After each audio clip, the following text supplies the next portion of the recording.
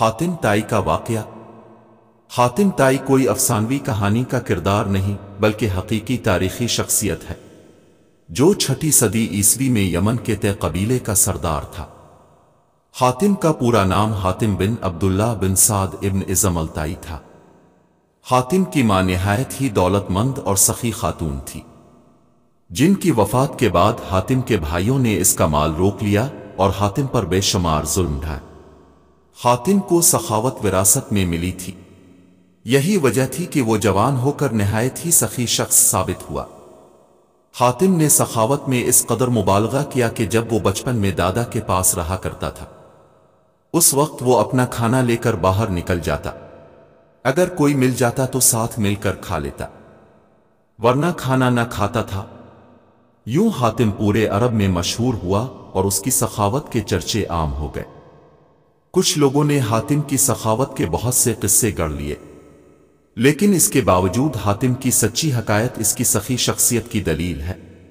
अरब में जबल समरा की चोटी पर वाक़े एक मकाम था, जहां हातिम रात के वक्त आग जलाया करता था, ताकि इलाके से गुजरने वालों को रास्ते की रहनुमाई हासिल हो सके। इस मकाम को आज हातिम ताई का आतिशदान कहते हैं। ये इलाका आज भी आसार कदीमा की हैसियत रखता है। इब्न अराबी के मुताबिक हातिम हर मैदान में कामयाब था, खा वो जंग हो, मुकाबला हो, खेल हो या सखावत हो। जमाना जाहिलियत में माह रजब का चांद बहुत ही मुकद्दस माना जाता था, लिहाजा जब रजब का महीना शुरू होता तो हातिम हर रोज 10 ऊंट ज़बह करता और लोगों को खाना खिलाता। यूं तो हातिम के सखावत और फराख दिली के किस्से बहुत सारे हैं, लेकिन चंद एक जो बहुत ही मशहूर है। मशहूर है कि रोम के बादशाह कैसर के दरबार में एक दिन हातिम ताई की सखावत का तज़किरा हुआ। एक शख्स ने बताया कि हातिम के पास उम्दा नस्ल के घोड़े हैं जो निहायत ही खूबसूरत है। हातिम की तारीफ सुनकर बादशाह ने कहा, जब तक किसी आदमी को आजमाया ना जाए उस वक्त तक इसके बारे में कोई राय कायम करना अक्ल के खिलाफ है। बादशाह ने कहा, जाओ और हातिम की सखावत के बारे में हमें मालूमात फराहम करो, इससे कोई ऐसी चीज तलब करो जो उसकी नजर में सबसे ज्यादा कीमती है। दरबारी ने कहा कि हातिम के लिए सबसे ज्यादा अजीज और कीमती उसका तेज रफ्तार घोड़ा है। लिहाजा बादशाह ने यह हुक्म दिया कि हातिम से इसका घोड़ा मांगो और मेरे पास लेकर आओ। लिहाजा वजीर के दरबारी कई मंजिलें तय करते हुए रात के वक्त हातिम ताई के घर पहुंचे। जब वो वहां पहुंचे तो मूसलाधार बारिश हो रही थी। ऐसे खराब मौसम में घर से निकलना निहायत ही मुश्किल था। लिहाजा मेहमानों के खाने का इंतजाम करने के लिए हातिम ने अपने घोड़े को ही ज़बह कर दिया और दस्तरखान पर लजीज भुना हुआ गोश्त पेश किया।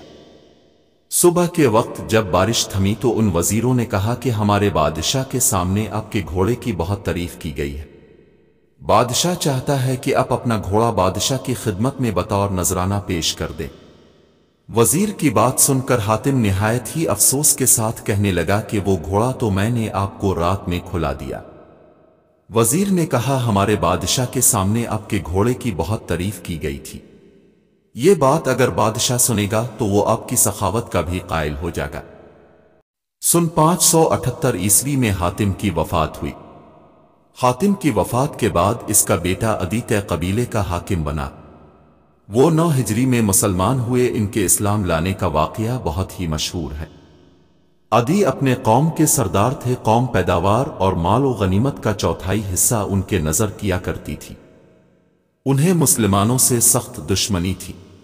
वो ईसाई थे और इस्लाम को ईसाइयत का रकीब समझते थे। सरदार होने की वजह से नबी सल्लल्लाहु अलैहि वसल्लम का इक्तिदार उनकी आंखों में खटकता था। यमन के कबीले तय ने इस्लाम के खिलाफ बगावत की। हजरत अली इन दिनों यमन के गवर्नर थे। उन्होंने बगावत को खत्म किया और बगावत के लीडरों को गिरफ्तार करके मदीना भेज दिया। इनमें अदी की बहन सफाना थी, यानी सफाना बिन्त हातिम। वो भी नबी सल्लल्लाहु अलैहि वसल्लम के सामने पेश की गई। उन्होंने कहा कि मैं सखी हातिम ताई की बेटी हूं। मेरा बाप भूखों का पेट भरता था और गरीबों पर रहम करता था। اس پر نبی صلی اللہ علیہ وسلم نے فرمایا تیرے باپ میں مسلمانوں کی سی خوبیاں تھیں، اگر تیرا باپ مسلمان ہوتا تو یقیناً ہم اس پر رحم کا معاملہ ہی فرماتے۔